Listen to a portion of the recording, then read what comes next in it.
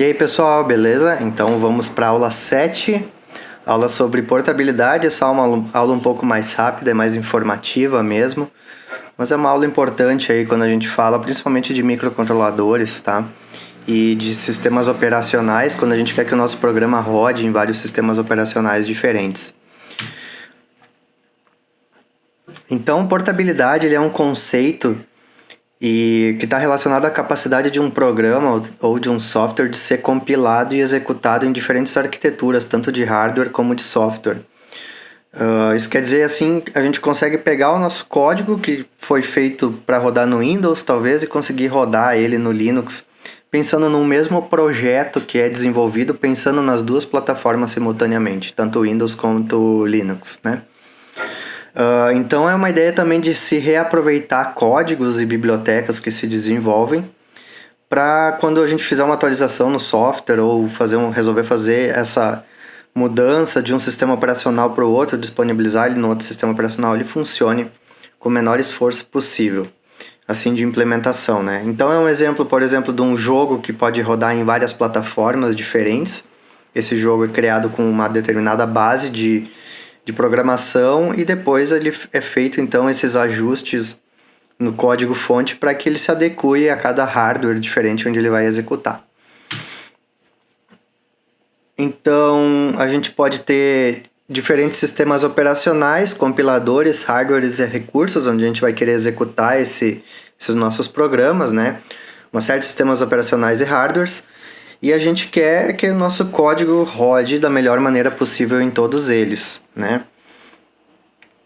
Então, como é o processo convencional, por exemplo, na plataforma Windows, né? No sistema operacional Windows? A gente vai ter um código-fonte que a gente implementa numa IDE ou num arquivo texto, né? A gente passa ele para o compilador, que é um ambiente, na verdade, de compilação, que vai ter vários elementos, que nem eu falei para vocês, um pré-processador, compilador e o linker. O pré-processador ele vai fazer uma série de ajustes e adaptações no código, conforme algumas coisas que a gente escrever no código.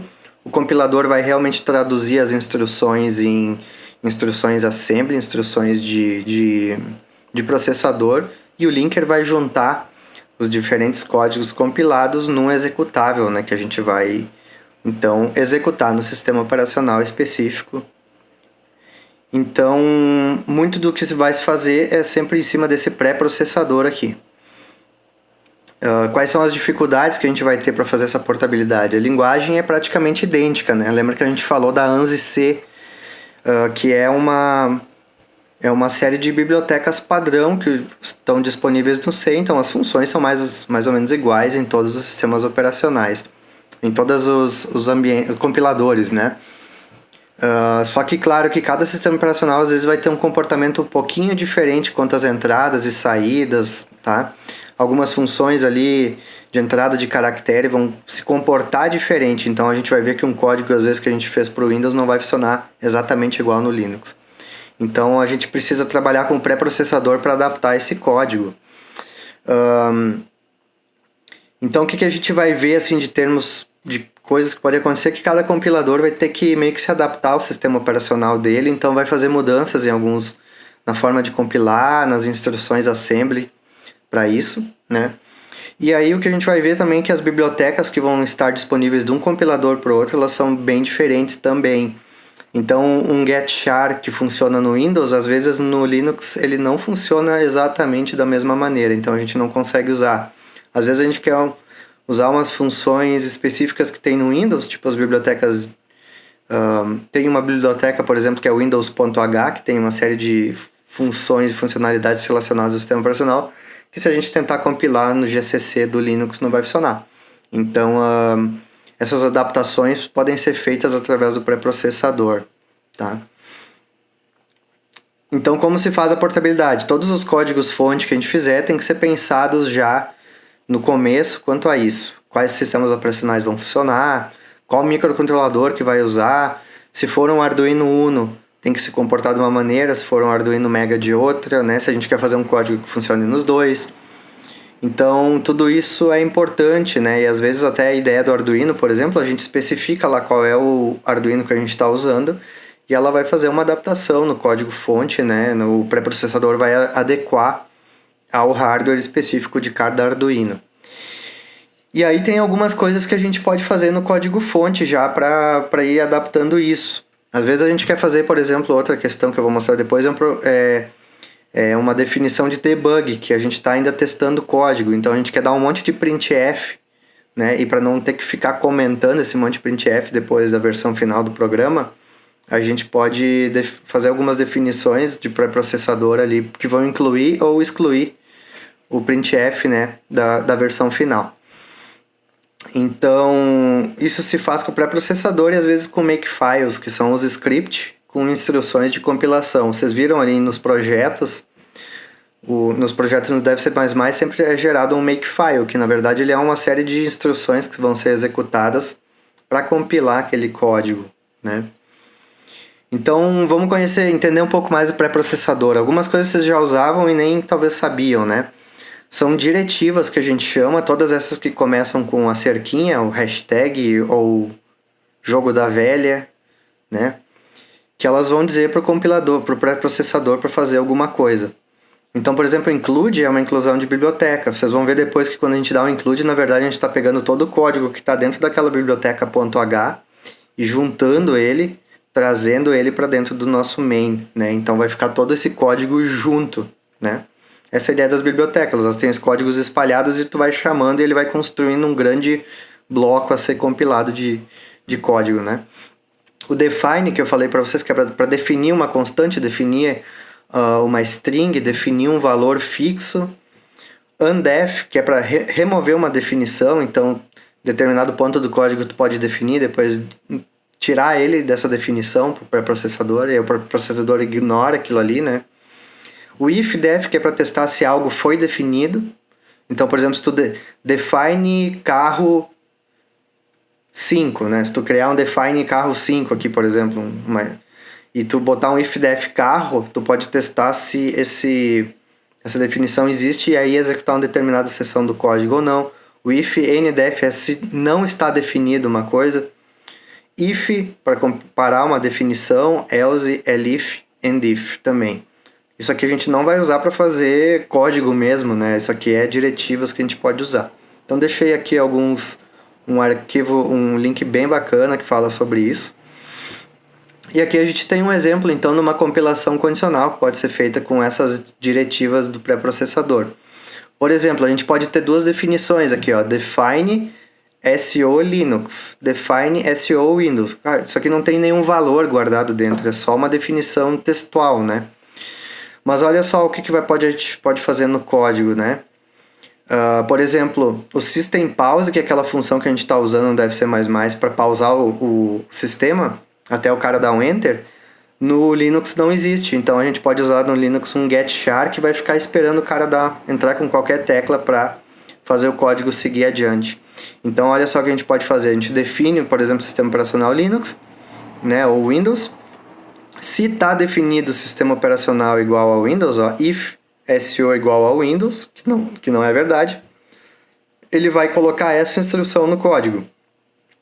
Elif, se está definido Linux, ele vai colocar um getChar. Então ele vai botar um ou vai botar o outro.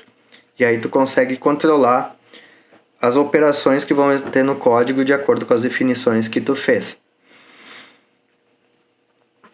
Outra coisa que a gente pode fazer também é testar, né?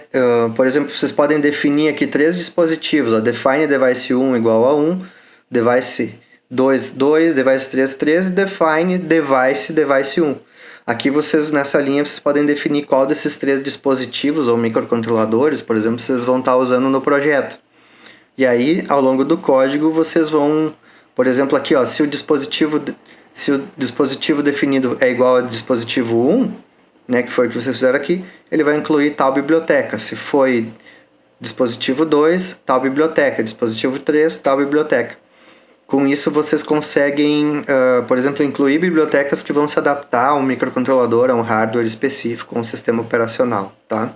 Isso aqui eu retirei, então, desse link aqui embaixo que vocês podem acessar, que é um artigo bem bacana sobre isso também.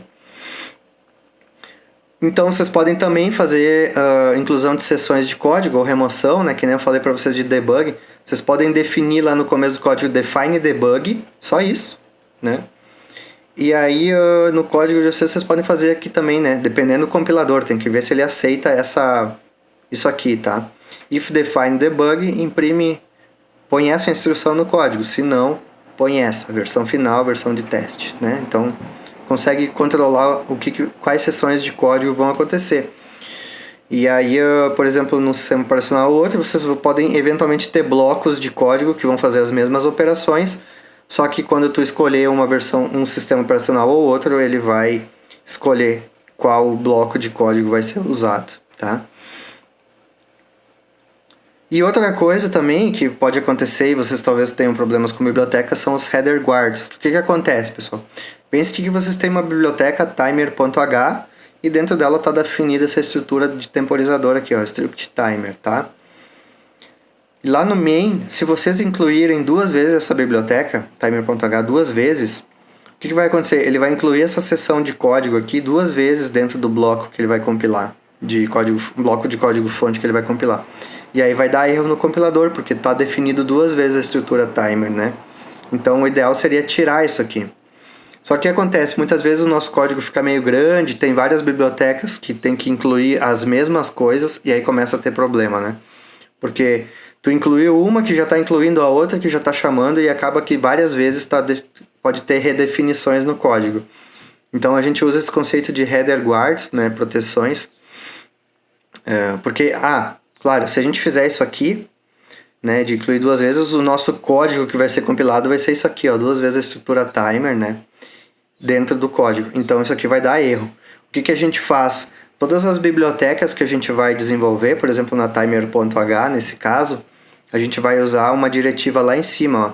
Se não está definido timer h included, define and if. Então olha só, esse if fecha com esse. Então assim, se já foi definido no pré-processador que essa biblioteca já está incluída, ele não vai incluir de novo isso aqui. Se não foi, ele vai definir, a biblioteca já foi incluída, e aí sim vai incluir essa seção de código. Isso vai evitar que fiquem 2 vezes as definições, caso a gente inclua 2 vezes a mesma biblioteca no código. Então fica uma proteção mesmo do código, tá? Então é só umas dicas aí para quem for trabalhar depois com bibliotecas e principalmente com microcontroladores e bibliotecas de microcontroladores.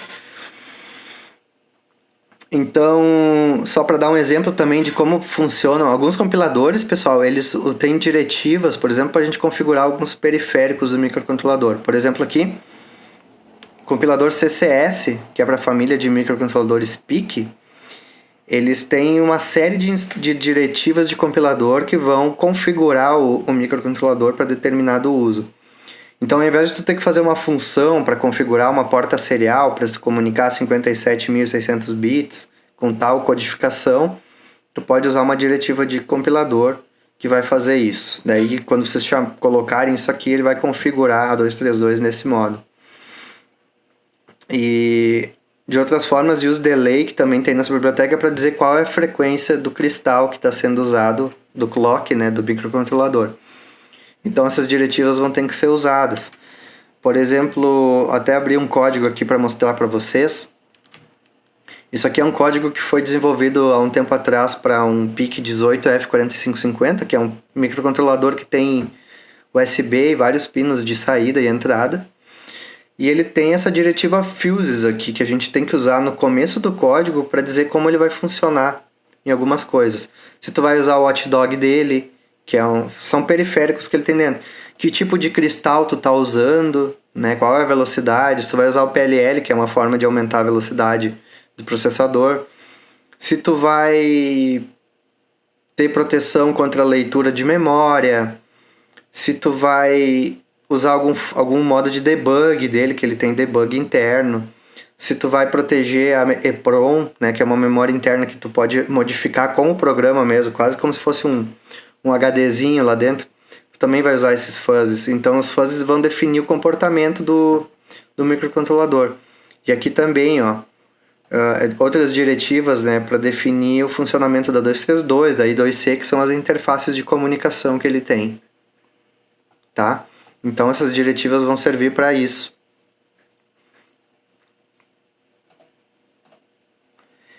E, bom, pessoal, uma coisa bem importante, então, nessa parte de portabilidade, a gente sempre conhecer bem os compiladores que a gente está usando, né? Abrir os manuais, entender as funções, entender, às vezes, as implicações.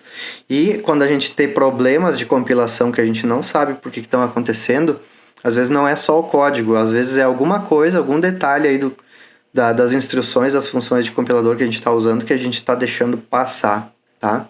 Então, sempre que desenvolverem as coisas, usem bastante cautela, sempre observação e conheçam os ambientes e as linguagens que vocês forem usar, tá? E aí com isso vocês conseguem executar aí os programas eventualmente, ou fazer programas que vão funcionar em uma série de microcontroladores diferentes, alguns projetos eventualmente vão ter isso. Se a gente pensar em CLPs, né, dentro deles tem um programa, que geralmente a gente chama de bootloader, que vai fazer carregar o programa que vocês querem executar. Então, vocês podem fazer um bootloader que vai servir para todos os microcontroladores.